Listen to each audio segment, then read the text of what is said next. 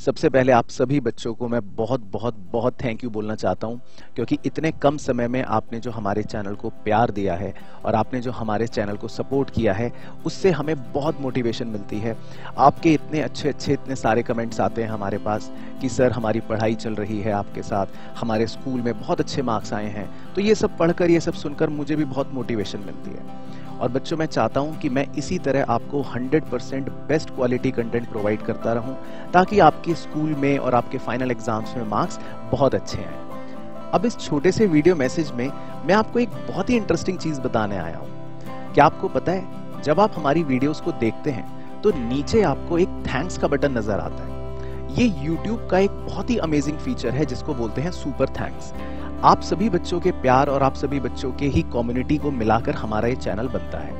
अब जो भी आप बच्चे अगर हमारी इस वीडियो सीरीज को एंजॉय करते हैं और इससे अच्छे से पढ़ाई करते हैं, तो आप अपना एक छोटा सा सुपर थैंक्स हमारे पास इस बटन के थ्रू भेज सकते हैं। अब आपको लगेगा कि सर ये सुपर थैंक्स हम आपको क्यों भेजें, हम आपको ये 1 रुपया भी क्यों दें। तो बच्चों, मैं आपको बताना चाहता हूँ, ये सुपर थैंक्स सिर्फ रुपए का नहीं होता। ये सुपर थैंक्स होता है एक फीलिंग का, एक सपोर्ट का और एक हमारे दिल से दिल के कनेक्शन का। और इसके अलावा हमारा जितना भी सुपर थैंक्स के थ्रू फंड रेज होता है, वो सीधा जाता है बच्चों हमारे आरकेजी फाउंडेशन में। आरकेजी फाउंडेशन हमारा एक एनजीओ है जिसके तहत हम क्लास 6 से लेकर क्लास 12 के सभी अंडर प्रिविलेज्ड स्टूडेंट्स को उनके एजुकेशन में मदद करते हैं। तो बच्चों, आपका एक छोटा सा सपोर्ट हमारे चैनल को मोटिवेशन देता है, हमें प्रोत्साहित करता है कि हम और बेहतर कंटेंट आपके लिए बनाएं। और हमारी पूरी कोशिश रहती है कि आपको 100% इस तरह से कंटेंट प्रोवाइड किया जाए कि आप अपने मार्क्स बहुत अच्छे से स्कोर कर पाएं। तो आप जब भी मेरी कोई वीडियो अगर एंजॉय करें और उसमें आपको पढ़ने में मजा आए, आपकी कोई नई लर्निंग हो, कोई वैल्यू एडिशन मिले, तो प्लीज अपना सपोर्ट जरूर दीजिएगा। आपका एक छोटा सा सपोर्ट शायद किसी और बच्चे की इनडायरेक्टली मदद भी कर दे। तो बच्चों, बहुत बहुत प्यार आप सभी बच्चों को। और हाँ, जितने भी सुपर थैंक्स हमें मिलेंगे, उन सारे सुपर परचेजर्स को मेरी तरफ से मिलेगा स्पेशल शाउट आउट। आपका कमेंट तो अलग से पिन होगा ही, और साथ ही साथ हमारे कम्युनिटी पोस्ट पे मैं सभी हमारे सुपर परचेजर्स को अलग से थैंक्स बोलूंगा। तो बच्चों, यही छोटा सा वीडियो मैसेज मैं आपके साथ लेकर आया था, और आई होप आपकी पढ़ाई बहुत अच्छी चल रही हो और आगे भी चलती रहेगी। बाकी वीडियो पूरी कंप्लीट देखना, पढ़ाई इस लेक्चर की कंप्लीट करना, और अपने जो रेगुलर कमेंट्स आप करते हो वो जरूर करना। Thank you so much. तो हमें शुरू करना है बच्चों जी क्वेश्चन नंबर 17 से आज। तो ये क्वेश्चन मैं आपको करवा दूंगा अपने साथ, फिर आपको दूंगा करने के लिए, ठीक है। Journalize the following transaction in the books of Messrs RK and company. तो आरके एंड कंपनी की बुक्स में हमको जर्नल कर रहा है करने को। Number 1, purchased goods of list price of 20,000 from Vishal. हमने विशाल से 20,000 के लिस्ट प्राइस के गुड्स खरीदे एट 20% ट्रेड डिस्काउंट। 20% का ट्रेड डिस्काउंट है, तो आप 20% निकालो, कितने रुपए हो गया?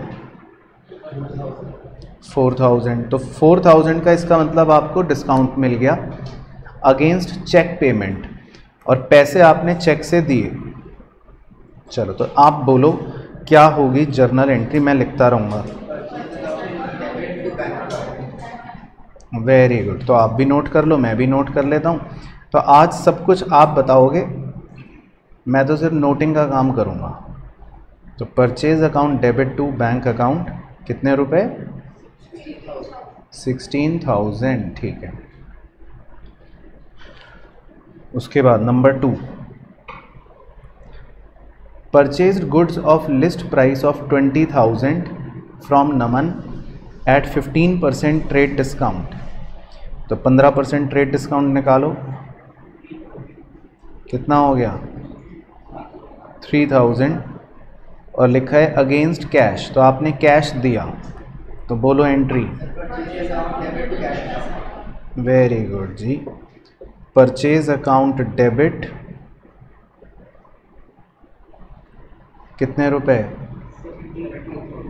17,000 टू कैश अकाउंट 17,000, ठीक है। उसके बाद जी नंबर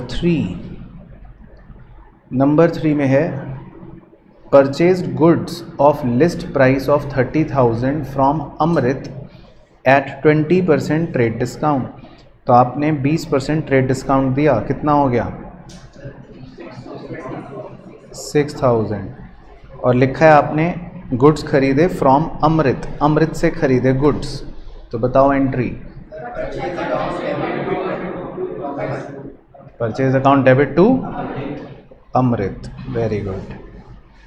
तो purchase account debit to Amrit, कितने रुपए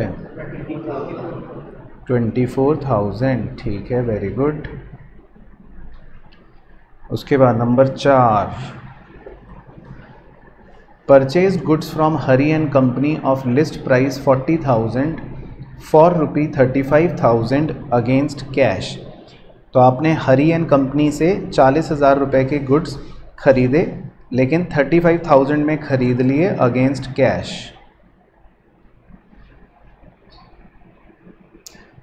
तो भाई 40,000 के गुड्स आपने 35,000 में खरीद लिए, तो ये कौन सा डिस्काउंट हुआ? ये भी आप ट्रेड डिस्काउंट ही मानोगे। हाँ, ट्रेड डिस्काउंट ही मानेंगे। तो मतलब उसने 5,000 रुपये आपको ट्रेड डिस्काउंट दे दिया और आपने गुड्स खरीदे अगेंस्ट कैश, तो क्या एंट्री हो गई? सही। तो परचेज अकाउंट डेबिट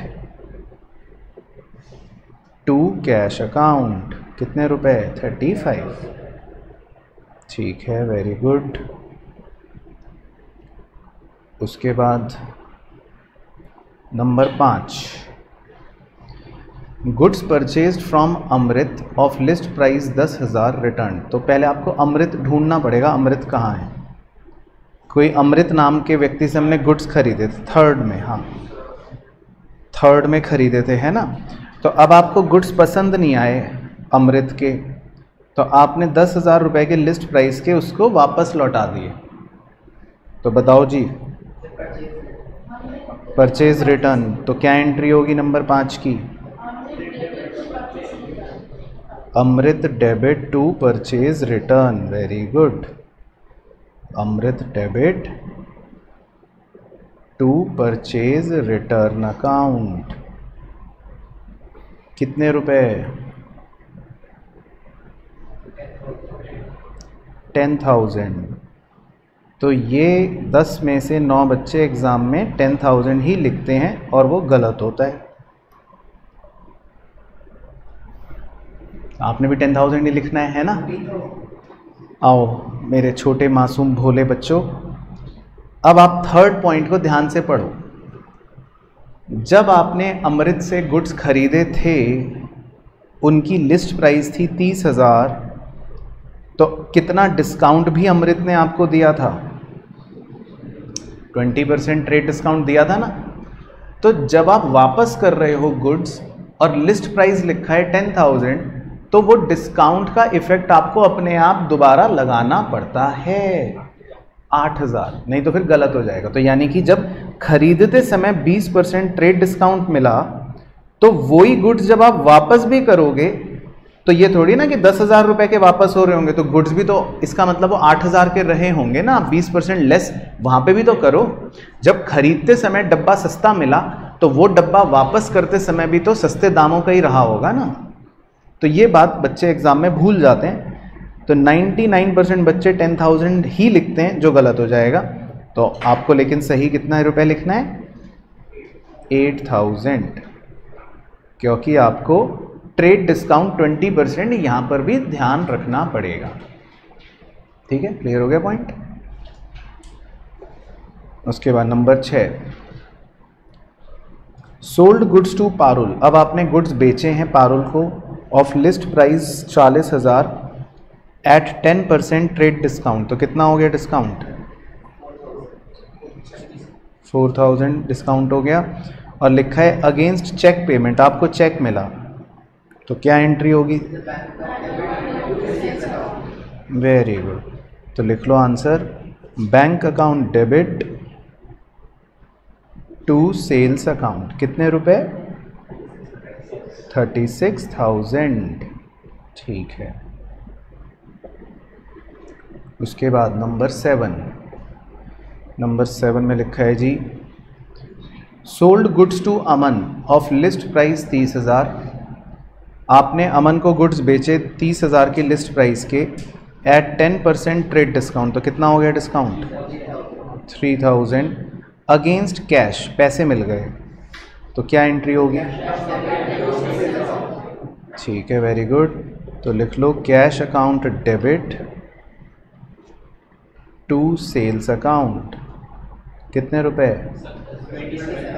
27,000। ओके।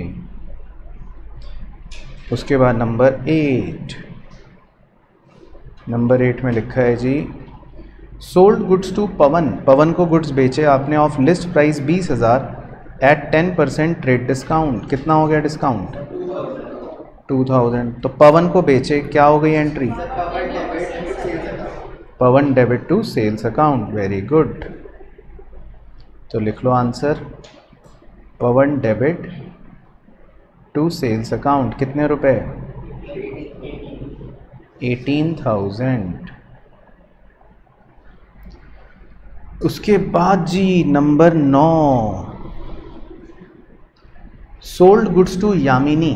आपने यामिनी को गुड्स बेचे ऑफ लिस्ट प्राइस 25,000 फॉर 23,000। 23,000 के बेचे। तो यामिनी को 25,000 के गुड्स 23,000 में बेच दिए। तो ये ट्रेड डिस्काउंट ही माना जाएगा, 2,000 का छूट दे दिया आपने। तो यामिनी को गुड्स बेचने की एंट्री बताओ। Yamini debit to sales account. तो लिख लो Yamini debit to sales account. कितने रुपए? 23। ओके। उसके बाद जी नंबर 10, नंबर 10 में कह रहा है सोल्ड गुड्स कॉस्टिंग 10,000। आपने 10,000 की कॉस्टिंग के गुड्स बेचे at cost plus 20% less 10% trade discount to Bhupesh. चलो तो ये मैं थोड़ा सा सॉल्व कर लेता हूँ आपके साथ। पहले कॉस्ट प्लस 20% करेंगे और फिर हम लेस करेंगे 10% ट्रेड डिस्काउंट। ठीक है जी। तो 10,000 के गुड्स हैं आपके। तो पहले आप इसमें 20% ऐड कर लो। तो 20% कितना आएगा? 2,000। तो ये बन गया 12,000। और अब आप इसमें 10% का ट्रेड डिस्काउंट माइनस कर दो। तो 10% कितना आएगा इसका? 1200। वो माइनस कर दो तो कितना बच गया आंसर? 10,800। तो ये माना जाएगा कि आपने 10,800 का बेचा। तो क्लियर है सब बच्चों को? तो अब इसकी एंट्री करो बेचने की। बताओ क्या होगी बेचने की entry? Bhupesh debit to sales account. सही, 10,800। तो ये आप आंसर लिख लो Bhupesh debit to sales account 10,800। तो क्लियर है भाई सब बच्चों को? उसके बाद नंबर 11, नंबर 11 में कह रहा है sold goods purchased at least price of 50,000 sold at A profit of 25%। ठीक है, पहले 25% ऐड करेंगे लेस 10% ट्रेड डिस्काउंट, फिर 10% लेस करेंगे अगेंस्ट चेक, और हमें चेक मिल गया। तो हमने जो 50,000 के गुड्स थे पहले उन पे 25% प्रॉफिट ऐड करो। चलो तो मुझे भी बताओ 50,000 रुपये पर 25% प्रॉफिट ऐड करो, कितना आएगा? ठीक है, तो 62,500 और फिर माइनस 10% इसका लेस करो ट्रेड डिस्काउंट, तो कितना बचेगा बताओ? 56 250। तो इसका मतलब कितने के माने जाएंगे गुड्स जो बेचे आप? 56 250। ठीक है, तो बेचने की एंट्री बताओ। Bank account debit 56 250 to sales account 56 250। तो क्लियर है भाई सब बच्चों को, है ना? तो ये आपकी छोटी सी मैथमेटिक्स हो गई। चलो उसके बाद नंबर 12 में लिखा है जी, अमन रिटर्न गुड्स। अमन ने गुड्स वापस कर दिया। अब एक बार अमन ढूंढो, कहाँ है अमन? कहाँ है अमन? 7 में। तो कह रहा है Aman return goods of list price 10,000 sold to him at 10% trade discount. तो यहाँ पे देखो, भला हो सवाल का, वो खुद बता रहा है, लेकिन अगर वो नहीं भी बताता तो भी हम 10% ट्रेड डिस्काउंट लेते। समझ गए बात? तो 10% बताओ। ठीक है, तो अब अमन ने आपके गुड्स वापस कर दिए, इसको क्या बोलते हैं? Sales return. तो सेल्स रिटर्न की एंट्री बोलो। गलत। हाँ, सेल्स रिटर्न अकाउंट डेबिट 9,000 रुपये टू अमन, 9,000 रुपये। बस, तो क्लियर हो गई कहानी? समझ आया सारा? चलो तो अब अगला जो क्वेश्चन है नंबर 7 करेंगे बच्चों। इस पर आप इम्पॉर्टेंट लिख लो पहले, थोड़ा सा इम्पॉर्टेंट है एग्जाम के लिए। चलो तो ये डिस्कस करते हैं। Pass the necessary journal entry for the following transaction. Number 1, deposited in bank account for opening a current account. ठीक है, तो मैं समझा भी देता हूँ। तो करंट अकाउंट ओपन करने का मतलब मैंने शायद पहले आपको बताया था कि जो बिजनेस होता है वो अपने पैसे बैंक में जमा करता है और एक बैंक अकाउंट ओपन कर लेता है। तो क्या एंट्री करी आप भी बताते रहो मुझे।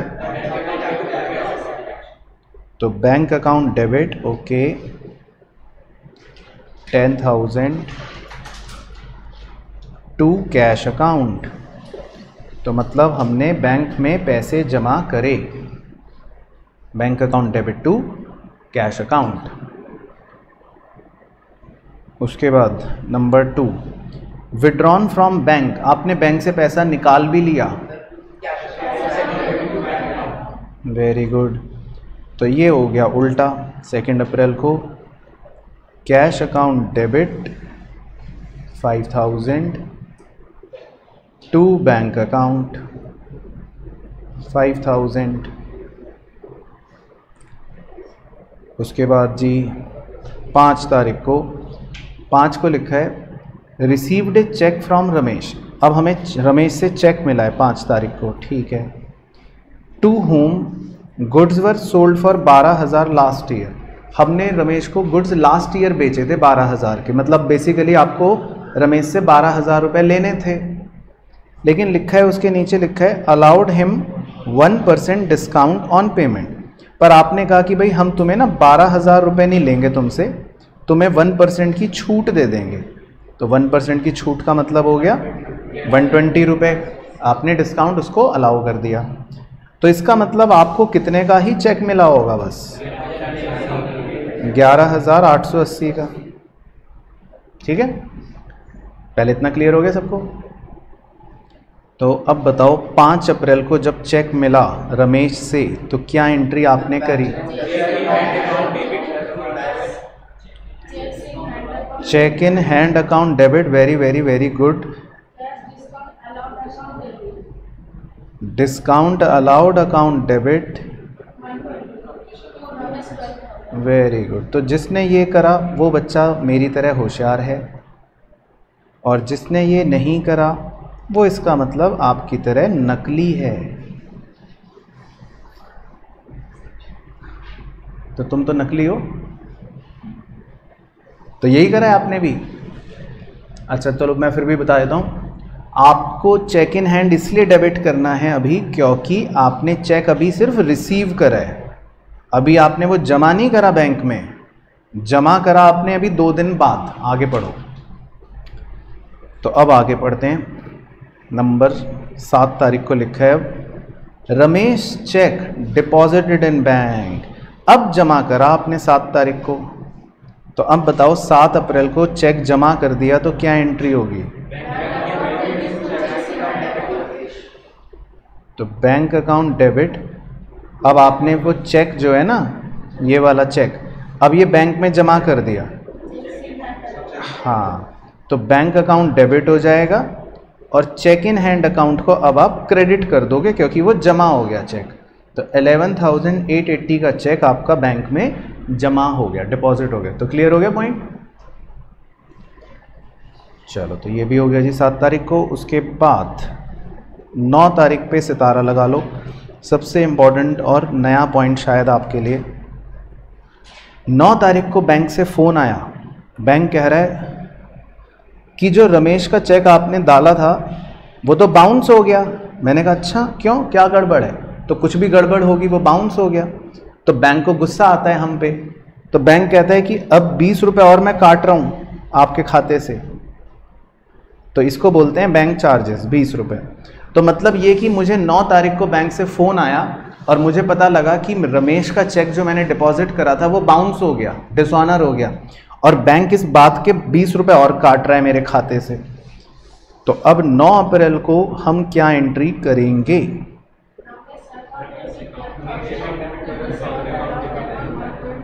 ओके, पढ़ते रहना, पढ़ते रहना, पढ़ते रहना। मैं आया हूं बस छोटा सा एक मैसेज लेकर, जरा देखूं तो सही कि बच्चे पूरी वीडियो ध्यान से पढ़ रहे हैं कि नहीं। मुझे नीचे कमेंट करके बताना कि वीडियो के किस मोमेंट पर एग्जैक्टली आप मेरा ये वीडियो मैसेज सुन रहे हो। जरा पता तो चले कि बच्चे पढ़ाई कर भी रहे हैं वीडियो से या नहीं। और हाँ, बिजनेस स्टडीज की अच्छी प्रिपरेशन करने के लिए अंकुर अग्रवाल सर के चैनल को जरूर सब्सक्राइब करना। वहां पर बिजनेस स्टडीज के ऑलरेडी लेक्चर्स स्टार्ट हो चुके हैं। All the best. हाँ हाँ, ठीक है, तो मैं अब लिख लेता हूँ। तो हाँ, तो अभी मैं बोल दूँ या आपको आना है, किसी को यहाँ आना है? तो अब मैं कृपया कहना है। चलो, तो अब ध्यान से सुनना जी, चीतापना बाद में करेंगे। अब आप सबसे पहले ये बताओ कि जो आपने डिस्काउंट दिया था पहले रमेश को 120 रुपये, क्या आप अब उसका चेक कैंसिल होने पर वो डिस्काउंट कैंसिल करोगे उसका कि नहीं करोगे? करोगे। अब आपको गुस्सा आएगा रमेश पे, तो सबसे पहले तो जो डिस्काउंट अलाउड हम वहाँ डेबिट करके बैठे हुए हैं, उस डिस्काउंट अलाउड को हम क्या करेंगे?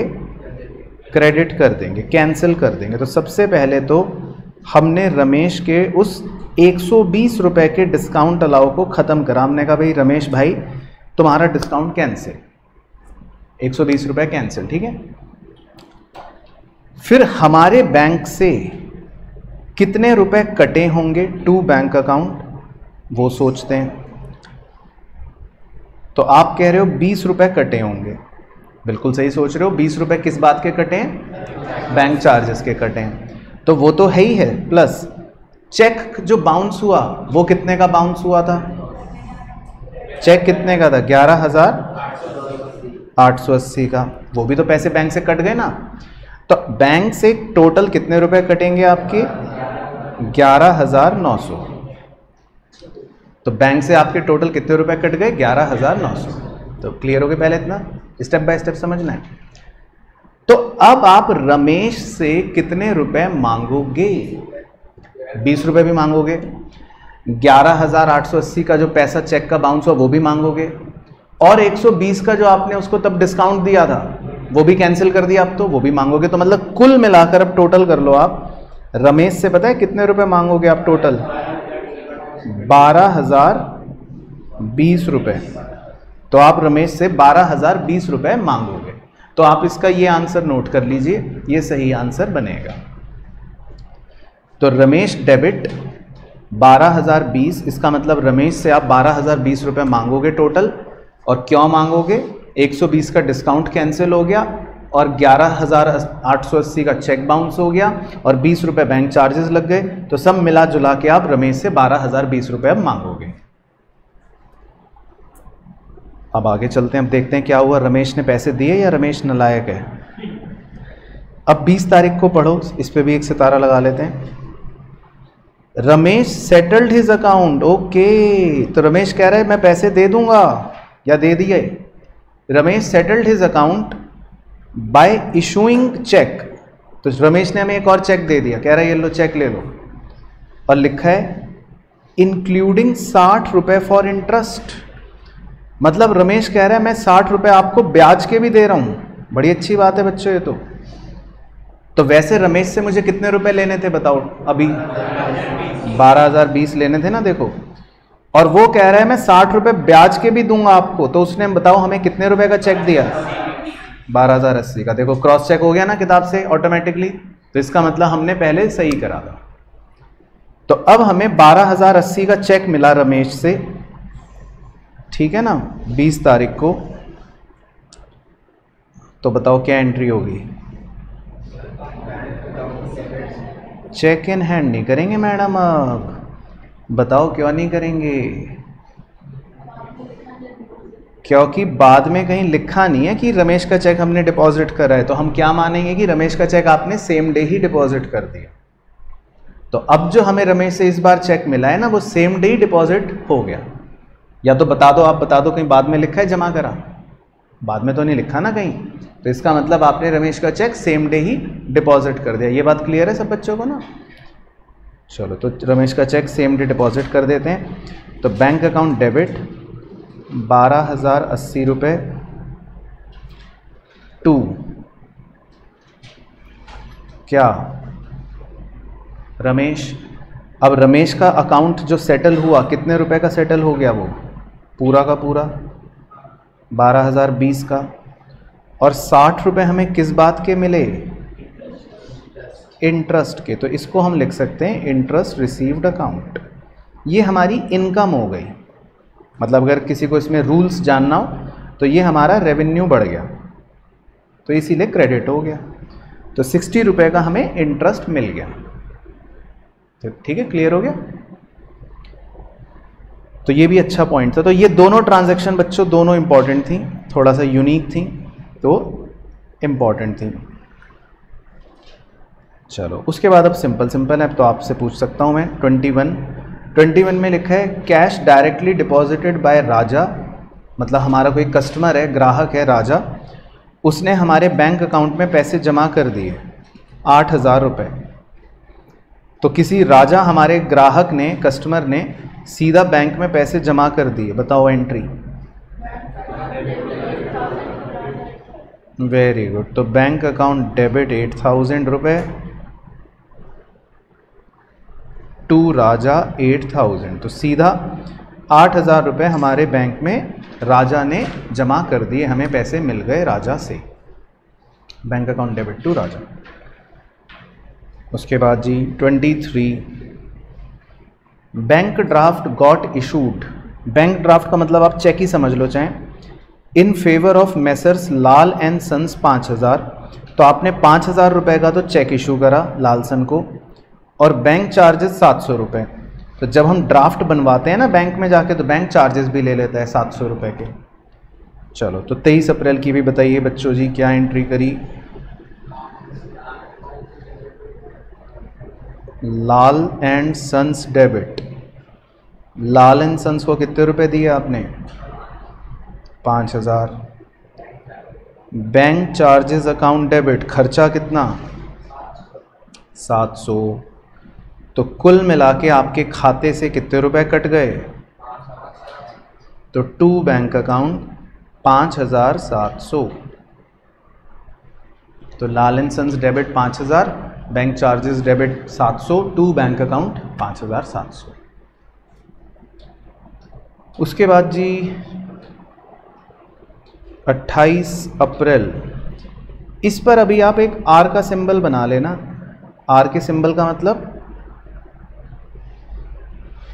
रटना है आपको। क्यों रटना है सर, हम क्यों रटेंगे, क्योंकि इसका एक पूरा चैप्टर होता है बिल ऑफ एक्सचेंज का, वो आगे आएगा। तो ये पॉइंट इन्होंने यहाँ दे दिया, पर ये चैप्टर हम आगे कवर करते हैं। तो अभी आपको इसमें कुछ भी समझ नहीं आएगा, ना तो आपको ये पता कि बिल ऑफ एक्सचेंज किसे कहते हैं, चलो थोड़ा बहुत पता भी है मान लो। तो कह रहा है बिल ऑफ एक्सचेंज है 4000 रुपये का, ठीक है। ड्यू डेट आफ्टर 1 मंथ, ना आपको ये पता कि ये क्या कह रहा है। फिर वो कह रहा है डिस्काउंटेड फ्रॉम बैंक, ना आपको ये पता कि ये क्या होता है। फॉर 3800, ना आपको ये पता। तो बेसिकली अब इसमें समझाने लगूंगा तो वो पूरा चैप्टर आधा घंटा लेगा। तो इसको आप सिर्फ आंसर लिख लो अभी के लिए, रट लेना फिलहाल, तो आगे के चैप्टर में कवर हो जाएगा वैसे। लेकिन किसी को पता है, अगर किसी बच्चे ने स्कूल में लिखा हो तो बताओ, स्कूल के योद्धाओं क्या लिखवाया था टीचर ने? चलो तो मेरे साथ लिखो आप, बैंक अकाउंट डेबिट, इसमें आपको लिखना होता है 3800, ठीक है ना। मतलब मैं अभी समझा दूंगा, डोंट वरी, छोटी सी स्टोरी है। फिर एक लाइन छोड़ के आपको लिखना है 2 बिल्स रिसीवेबल अकाउंट, इसमें आपको लिखना है 4000। तो कितने रुपए का डिफरेंस आ रहा है? 200 का। तो उसे डेबिट साइड में लिखते हैं डिस्काउंटिंग चार्जेस अकाउंट डेबिट, तो उसे लिखते हैं डिस्काउंटिंग चार्जेस अकाउंट डेबिट। तो मैं एक छोटी सी स्टोरी सुना देता हूं ताकि आपको बिल्कुल ही ऐसा ना लगे क्या अजीब सी बात हो रही है। तो आप ऐसा समझ लो कि मैं एक चिट्ठी लेके गया, मेरे पास 4000 रुपये की एक चिट्ठी है, और ये चिट्ठी मैंने बैंक को दे दी। मैंने बैंक से कहा कि बैंक ये बिल रिसीवेबल तुम रख लो। तो बैंक कह रहा है ठीक है मैं रख लेता हूँ, बदले में तुम्हें क्या चाहिए? तो मैंने कहा कि मुझे पैसे दे दो। तो बैंक मुझे पता है कितने रुपए दे रहा है? 3800। तो बैंक बड़ा चालू होता है, बैंक कहता है भाई तुम मेरे पास आए हो अपना काम करवाने, तो मैं 200 रुपये अपने सर्विसेज के रखूँगा, इसको बोलते हैं डिस्काउंटिंग चार्जेस। तो बैंक 200 रुपये काट के हमें कितने रुपए देता है? सिर्फ 3800।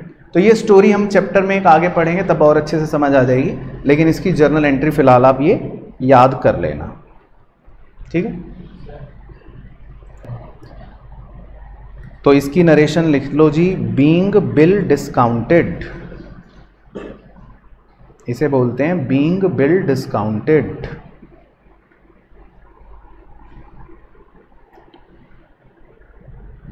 ठीक है ना। तो बस ये एक अलग पॉइंट था। अब उसके बाद 30 तारीख को रिसीव्ड ए चेक, आपको चेक मिला ऑफ 1000 रुपये फ्रॉम श्याम, आपको श्याम से चेक मिला, कह रहा है बैंकिंग आवर्स के बाद मिला 2500 का। तो आप इसमें 2500 रुपये ही ले लेना, है ना। ये इसमें ये कुछ मिसप्रिंटिंग होगी क्योंकि बाहर 2500 भी दे रहा है और यहाँ 1000 भी दे रहा है, तो हम वो 2500 ही कंसिडर कर लेते हैं। तो मान लेते हैं कि हमें चेक मिला शाम से 2500 का, ठीक है, लेकिन बैंकिंग आवर्स के बाद मिला। तो बताओ बैंकिंग आवर्स के बाद अगर चेक मिला तो क्या एंट्री होगी? Cheque in hand account debit to Shyam, क्योंकि आप अब सेम डे तो डिपॉजिट नहीं कर पाओगे, बैंकिंग आवर्स तो खत्म हो गए, उसने रात के 10 बजे आपको चेक दिया। तो आपको क्या एंट्री करनी पड़ेगी? Cheque in hand account debit to Shyam. तो ये हमें चेक मिल गया। और जी उसके बाद लास्ट ये भी आप बता सकते हो, नंबर 30 तारीख को अप्रैल, गुड्स सोल्ड फॉर कैश 7000 रुपये, आपने गुड्स बेचे 7000 रुपये के, and half sale proceeds deposited in bank, और आधे पैसे बैंक में जमा करवा दिए। तो आपने 7000 के गुड्स बेचकर आधे पैसे बैंक में जमा करा दिए। तो बताओ जी,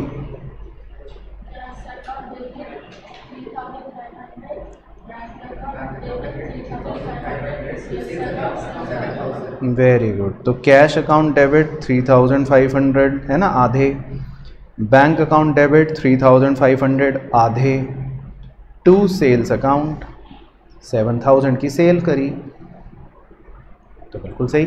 तो आधे पैसे आपको कैश में मिल गए और आधे पैसे आपने बैंक में जमा करा दिए। ठीक है, तो क्लियर हो गई ये भी कहानी। चलो परफेक्ट। अब एक नेक्स्ट जो है 14 क्वेश्चन, इसको हम ओरली डिस्कस कर लेते हैं, सिंपल है। तो अगर किसी बच्चे ने नहीं करा तो आप होमवर्क में अपने आप कर लेना। तो 1 जून में लिखा है स्टार्टेड बिजनेस विद कैश, बताओ इसकी ओरली बता दो। Cash account debit to capital, ठीक है, तो सिंपल है। सेकंड लिखा है deposited cheque from savings account in firm's account, तो ये मैं चलो समझा देता हूँ आपको कि इसका क्या मतलब होता है, तो इस पर आप स्टार लगा लो चाहे। सेविंग्स अकाउंट जब भी लिखा आएगा इसका मतलब आप मेंशन कर लो, इसका मतलब होता है घर, मतलब ये मेरा पर्सनल अकाउंट होता है, प्रोप्राइटर का ये पर्सनल अकाउंट होता है, उसको सेविंग अकाउंट कहते हैं। तो मैंने अपने घर से पैसे फर्म के अकाउंट में जमा कर दिए, ये मतलब है। तो मैं मतलब अपने घर से पैसे लाया और मैंने वो पैसे बिजनेस में जमा कर दिए या बिजनेस को दे दिए, ठीक है ना। तो डिपॉजिटेड है cheque from saving account in firm's account, तो मैंने फर्म के खाते में यानी फर्म के बिजनेस के बैंक अकाउंट में अपने घर से पैसे लाके जमा कर दिए 2 लाख। बताओ इसकी क्या एंट्री करोगे आप? बैंक अकाउंट डेबिट, क्योंकि आपने बैंक में 2 लाख रुपए जमा करे और कहाँ से लाए पैसे? घर से लाए पैसे, तो इसको बोलते हैं टू कैपिटल अकाउंट। तो इसका आंसर आप ये वाला सही लिख लेना, bank account debit to capital account, ठीक है, जिन्हें नहीं पता था। उसके बाद third, received a cheque from Ram as loan, आपने राम से एक लोन लिया 50,000 रुपए का, तो बताओ entry. Bank account debit to Ram, तो गलत कर देगी टीचर। पूरा नाम बताओ उस लाइबिलिटी का। हाँ, तो या तो लिखो टू आर्स लोन अकाउंट या खाली लोन, क्योंकि ये लाइबिलिटी है ना लोन लेना, तो आप खाली राम लिख दोगे तो क्या पता चलेगा, तो टू राम्स लोन। उसके बाद चलो 4 का तो बता ही दोगे, purchase goods for cash, cash, ठीक है, तो ये मैं खुद ही टिक लगा लेता हूँ, तो सिंपल हो गया। Sold goods to Hari, Hari debit to sales account, तो मुंह खोलो, मुंह क्यों नहीं खुल रहा बाकियों का। Paid to Ram Avatar by cheque advance for machine, आपने राम अवतार को एक चेक दिया 40,000 का और एडवांस दिया मशीन के लिए, मतलब आपने एडवांस पे करा। तो बताओ 40,000 का चेक दिया तो क्या एंट्री होगी?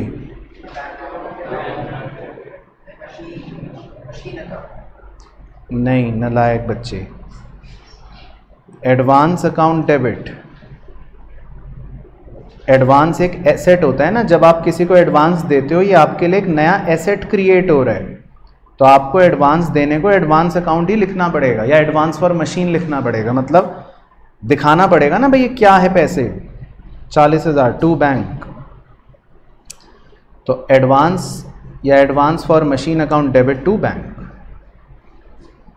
उसके बाद रिसीव फ्रॉम हरी सेल्स 10,000, बताओ cash account debit to Hari, ये तो सिंपल हो गया। रिसीव मतलब कैश, भाई रिसीव मतलब क्या, कोई सोने की अशर्फियाँ तो मिलेंगी नहीं। हाँ, हमने पहले बेचा था ना हरी को सामान, अब उसी हरी से कैश मिल गया। Bought furniture from SR furnitures against cheque payment, ये भी आप बता दोगे। Furniture account debit to bank account, ठीक है।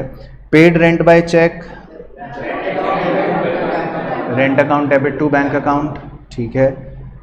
उसके बाद ये चलो एक और स्टार, सोल्ड पर्सनल कार, आपने पर्सनल गाड़ी बेची और उस पैसे को बिजनेस में इन्वेस्ट कर दिया 80,000 को, बताओ।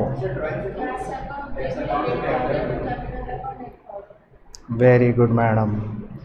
तो आप जब अपने घर से पैसे बिजनेस में लाते हो ना, तो इसका मतलब ये वही एंट्री बन गई, cash account debit to capital account, first वाले की ही तरह हो गई, क्योंकि आप अपने घर की गाड़ी बेचकर लिखा है ना बिजनेस में पैसा लाए 80,000। उसके बाद जी सोल्ड गुड्स कॉस्टिंग नहीं, goods costing 2000 were destroyed by fire, आग लग गई, गुड्स हमें छोड़कर चले गए, और कह रहा है गुड्स इंश्योर भी नहीं थे। सही, तो purchase account, loss by fire account debit, goods हमें छोड़ के चले गए, तो टू परचेज अकाउंट। ठीक है, वेरी गुड। उसके बाद 30 जून को paid life insurance premium for employees, आपने अपने एम्प्लॉयज़ के लिए लाइफ इंश्योरेंस पे करा।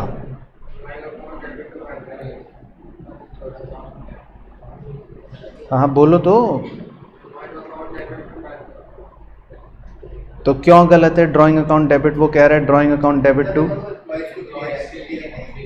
Very good. तो पहली बात तो ये कि लाइफ इंश्योरेंस प्रीमियम हम दे रहे हैं, तो अब आप कहोगे सर ये तो आपने लिखवाया था लाइफ इंश्योरेंस प्रीमियम तो ड्राइंग होता है, लेकिन क्या ये लाइफ इंश्योरेंस प्रीमियम प्रोप्राइटर अपनी ज़िंदगी के लिए दे रहा है? किसकी ज़िंदगियों के लिए दे रहा है? एम्प्लॉयज़ की ज़िंदगियों के लिए दे रहा है। तो एम्प्लॉयज़ तो बिज़नेस का एक अभिन्न हिस्सा है, तो ये तो बिज़नेस का खर्चा है, या ये मेरा बताओ पर्सनल खर्चा है? बिज़नेस का है। तो जो बच्चा ड्राइंग लिखेगा उसकी टीचर तो नंबर काट लेगी, तो ड्राइंग तो नहीं लिखना। तो क्या लिखना है? एक्सपेंस लिखना है। इसको आप क्या एक्सपेंस दोगे? कौन सा एक्सपेंस है ये? लाइफ इंश्योरेंस एक्सपेंस है ये। मिसलिनियस भी लिख सकते हो आप, या आप इंश्योरेंस भी लिख सकते हो, तो मतलब आप कुछ भी लिख सकते हो। तो आप insurance account debit to cash लिख लो चाहें, या insurance premium account debit to cash लिख लो, या मिसलिनियस लिख लो अगर आपको कुछ समझ नहीं आता तो, लेकिन ड्राइंग नहीं लिखना। उसके बाद जी लास्ट, ये तो सिंपल है, paid salary, salary account debit to cash. चलो तो क्लियर हो गई सारी कहानी। तो ये तो था बेसिकली वैसे आपका सारे क्वेश्चंस का लेखा जोखा। तो पहले मैं होमवर्क लिखवा देता हूँ आपको कि अब होमवर्क में आपको क्या करना है। सबसे इम्पॉर्टेंट चीज़, होमवर्क में सिर्फ आपको इलस्ट्रेशंस करने हैं। कौन से वाले? जो आपके बच गए होमवर्क में। तो अगर सारे बचे हैं तो सारे करने, आधे बचे हैं तो आधे करने, मतलब जो भी बचे हैं वो एग्ज़ाम के लिए भी इम्पॉर्टेंट हैं लास्ट के, और होमवर्क में आपको ये कार्य करना है। तो ये था बच्चों आज के हमारे इस लेक्चर में। आई होप आपको पूरा वीडियो लेक्चर अच्छे से समझ आया होगा। मुझे प्लीज कमेंट करके बताना कि आपको इस टॉपिक में कौन कौन सी चीजें आसान लगी, या कोई मुश्किल चीज जो आपको इस लेक्चर में लगी, तो वो भी प्लीज मुझे मेंशन करके नीचे जरूर बताना। क्या बच्चों के 5 नंबर कट जाएंगे बोर्ड्स में? किस बात के? मतलब जब ये पढ़ाई के अलावा ब्रेक लेते हैं तो इंस्टाग्राम पर टाइम वेस्ट करते हैं और अभी तक मेरे को फॉलो नहीं करा है, तो ठीक है बच्चों के कटने तो 5 नंबर, क्या होता है। और कल को जब ये पढ़ लिख के अच्छा कॉलेज जाएंगे, अपना प्रोफेशनल सर्कल बढ़ाना होगा, तो लिंक्डइन पर भी अभी मेरे को फॉलो नहीं कर रहे, तो ठीक है इनका सर्कल छोटा रह जाएगा। मुझे क्या है, मोटिवेशन चाहिए। हाँ बच्चों को तो मोटिवेशन के लिए मेरे ट्वीट तो फॉलो करते ही होंगे, क्या नहीं करते? तो ठीक है बच्चों की मर्जी। इनके नंबर भी कटेंगे, ना इनको मोटिवेशन मिलेगी, ना इनका प्रोफेशनल सर्कल बड़ा होगा, ठीक है कोई बात नहीं।